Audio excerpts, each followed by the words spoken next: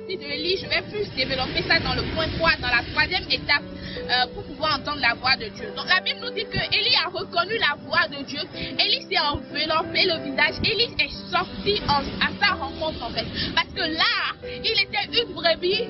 Il était habitué à collaborer avec le Seigneur. Et quand il a entendu sa voix, il a reconnu sa voix parmi tous les événements qui se sont passés avant que le Seigneur lui-même ne vienne. Élie a reconnu sa voix parce que Élie était une brebis. Alors si tu ne deviens pas une brebis de la bergerie, tu ne peux pas entendre sa voix. Pour être une brebis, il faut également prendre du temps pour le Seigneur, investir dans ton temps avec le Seigneur. Si tu n'investis pas dans ton temps, dans ta relation avec le Seigneur, tu ne peux pas entendre la voix du Seigneur. Tu ne peux pas reconnaître sa voix. Tu n'es pas habitué à prier. Tu n'es pas habitué à méditer la parole. Parce que tu peux seulement entendre la voix de Dieu à travers les moments de prière, à travers les moments de méditation, à travers les moments de consécration. Tu commences le processus pour devenir une brebis. La brebis, elle prie.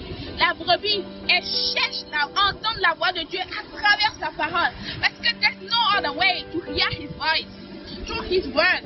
Il n'y a pas autre moyen pour entendre sa voix que par sa parole. Donc la brebis prend le temps de prier, prend le temps de méditer, prend le temps de chercher Dieu à travers sa parole. Et c'est comme ça que tu prends le processus, tu commences le processus pour devenir une brebis.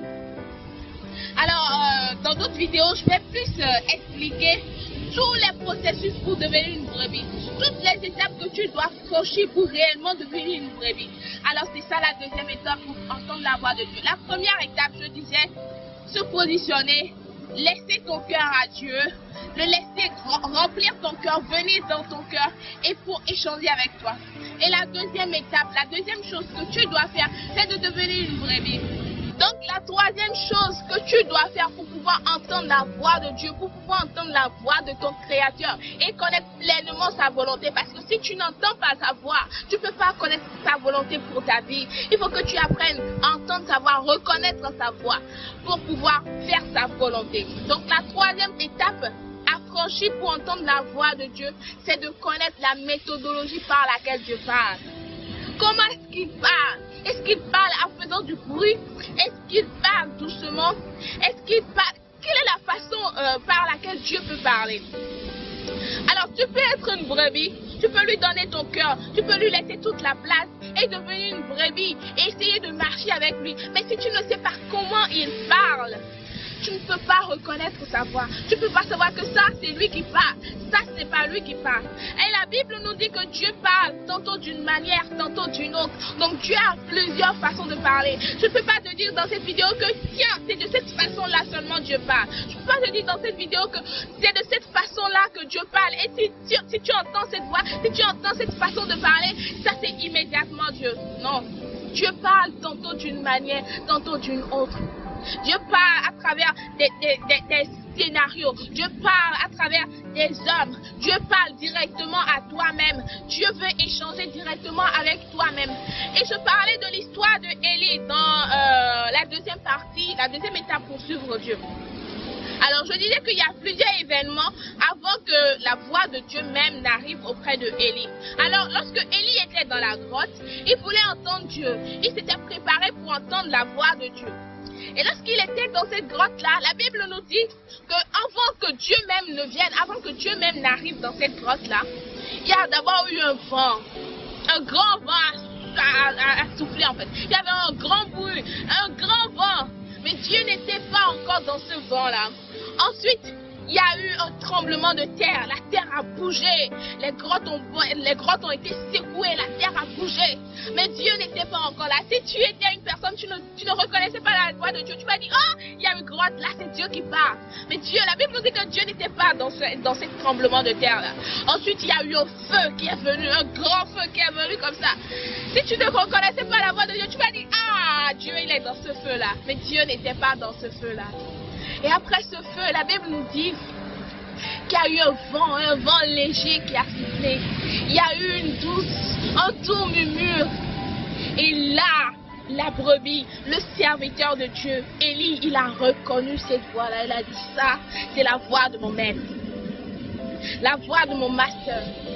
Et là, il s'est levé. La Bible nous dit que Élie s'est levé. Il s'est enveloppé le visage et il est sorti pour rencontrer le maître parce qu'il a reconnu sa voix. Et il sait que ça, c'est de la méthodologie de Dieu pour parler.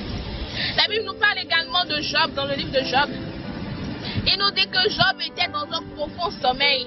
Et Job a senti un esprit passer. Il a dit, j'ai vu le visage d'un esprit me faire face. Et j'ai reconnu que ça, c'était Dieu. Et Dieu s'est adressé à Job aussi dans un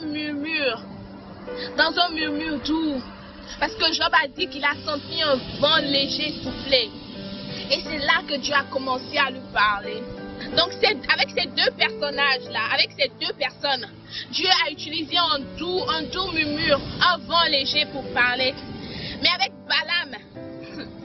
Balaam, Dieu a utilisé autre méthodologie. Dieu a utilisé son ânesse pour lui parler. Lorsque Balaam a écouté la voix du roi Balak pour aller maudire le peuple d'Israël. Lorsque Balaam était en chemin pour aller maudire le peuple d'Israël, parce que c'était un prophète, est-ce qu'il dirait va s'accomplir?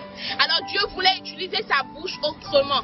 Alors Dieu a utilisé son ânesse pour lui parler lorsqu'il était en chemin pour aller maudire le peuple d'Israël. Balaam était sur son ânesse en allant. Et l'ânesse a vu l'ange de Dieu. La Bible nous dit que l'ânesse a vu l'ange de Dieu. Et l'ânesse s'est détournée. Et là, Balaam était fâché. Il a dit à son ânesse, il a frappé son ânesse 3 fois.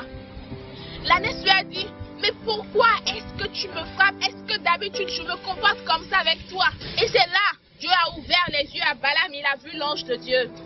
Et l'ange de Dieu lui a dit, si ce n'était pas ton ânesse, je t'aurais déjà frappé.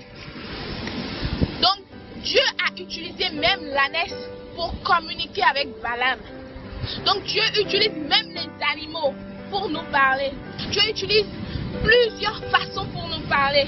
Mais si tu n'es pas une brebis, si tu n'es pas ancré dans la parole, si tu n'es pas consacré, tu ne peux pas entendre sa méthodologie. Comment est-ce qu'il parle? Il ne parle pas forcément par un doux murmure. Il ne parle pas seulement par des animaux. Il parle avec des situations. Il parle même avec la façon dont le vent souffle, avec le comportement d'une personne, avec une affiche que tu as vue, avec un événement que tu as vu rapidement se passer devant toi. Dieu peut te parler. Dieu peut même te parler à travers un film que tu as suivi. Et là, il commence à t'inspirer sur ce film-là. Dieu parle tantôt d'une manière, tantôt d'une autre. Dieu n'a pas une méthode standard. Dieu n'a pas une méthode fixe pour te parler. Il parle de plusieurs façons.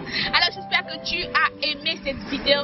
N'oublie pas de mettre un petit pouce bleu pour me montrer que tu as aimé la vidéo. Et si tu connais d'autres méthodes par lesquelles Dieu peut parler, n'oublie pas de mettre en commentaire et de partager cette vidéo pour bénir plusieurs d'autres personnes. Et si tu n'es pas encore abonné, bien-aimé, abonne-toi parce que ici, nous parlons du système, nous parlons de l'entrepreneuriat, nous parlons de l'argent, nous parlons du e-commerce, nous parlons de la spiritualité, nous parlons de la relation avec Dieu, nous parlons de la relation de couple, nous parlons de tout sur cette chaîne. Alors abonne-toi pour être béni pour les prochaines vidéos.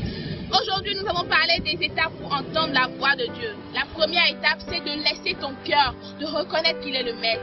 La deuxième étape, devenir une brebis. Et nous avons parlé en bref des façons pour devenir une brebis. Et la troisième chose, c'est de reconnaître sa méthodologie de parole, de reconnaître comment est-ce qu'il parle. Alors que Dieu te bénisse et à la fois prochaine. Take care.